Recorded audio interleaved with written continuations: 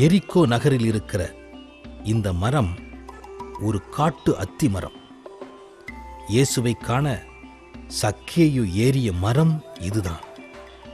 அந்த காலத்திலிருந்து 2000 ஆண்டுகளாக இன்றைக்கும் இந்த மரம் இருப்பது ஆச்சரியத்தை தருகிறது. நாம் எரிக்கோவை விட்டு சாக்கடல் பகுதிக்கு போகிறோம். இதுதான் சாக்கடல். இதை உப்புக்கடல் என்றும் அராபா கடல் என்றும் பழைய ஏற்பாடு கூறுகிறது. இது வற்றாத ஒரு ஏரி என்று கூட சொல்லலாம். சுமார் 70 கிலோமீட்டர் நீளமும் 30 கிலோமீட்டர் அகலமும் கொண்ட பெரிய நீர்ப்பரப்பு இந்த ஏரி. அதனால் இதை கடல் என்று கூறுவது வழக்கமாகிவிட்டது. யோர்தான் நதி கலிலேயா கடலிலிருந்து புறப்பட்டு யூதேயா பாலைவனப் பகுதி வழியாக பாய்கிறது. தண்ணீர் தெற்கே வரவர யூதேயா பாலைவன பகுதியில் உள்ள தாது பொருட்களால் பாதிக்கப்பட்டு அதனுடைய உப்பு அளவு மிக அதிகமாகிறது. அதனால் இந்த சாக்கடலில் வந்து அது கலக்கும் போது உப்பு நீராக மாறுகிறது. சாதாரண நீரில் 300 கிராம் உப்பு இருக்கிறது என்றால் இந்த கடலில் உள்ள நீரில் அதைவிட 8 மடங்கு உப்பு அதிகமாக இருக்கும். அதனால் இந்த கடலில் யாரும் மூழ்க முடியாது, மிதப்பார்கள். அது மட்டுமல்லாமல் இந்த கடலில் எந்த உயிரினமும் வாழ முடியாது. உலகத்தில் இது ஒரு அதிசய கடல். எவ்வளவு ஆழமானாலும் நாம் இதில் மிதக்கலாம். நீச்சல் தெரியாதவர்களும் குளிக்கலாம். இந்த கடலில் குளித்தால் தோல் வியாதிகள் குணமாகிறது.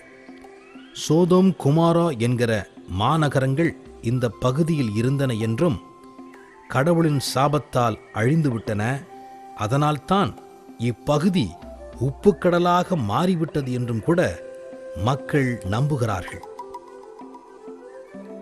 சாக்கடல் பகுதியில் நாம் பார்க்க வேண்டிய இன்னும் ஒரு முக்கியமான இடம் கும்ரான் பகுதி.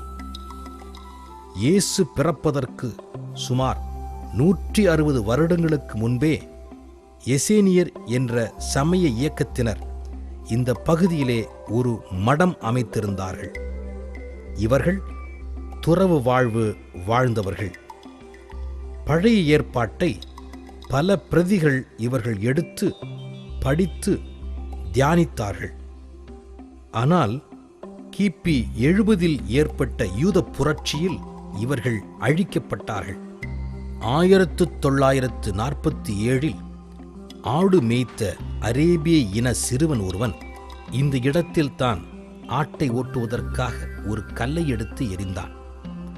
அந்த இடத்தில் வினோதமான ஒரு சத்தம் கேட்டது. தோண்டி பார்த்தால் மண் ஜாடி இருந்தது. இந்த இடத்தில் பல முறை ஆராய்ச்சி செய்தவர்கள் தோண்டி பார்த்து 2000 வருடங்களுக்கு முன்பே அந்த எசேனிய மக்கள் பயன்படுத்திய விவிலிய பிரதிகள் தோல் சுருள்களாக அழியாமல் ஜாடியில் இருந்ததை கண்டுபிடித்தார்கள். மேலும் அவர்களுடைய வாழ்க்கை முறை பற்றிய புத்தகங்களும் கண்டுபிடிக்கப்பட்டன. இவை எல்லாவற்றையும் சாக்கடல் சுருள் என்று நாம் இன்றும் அழைக்கிறோம்.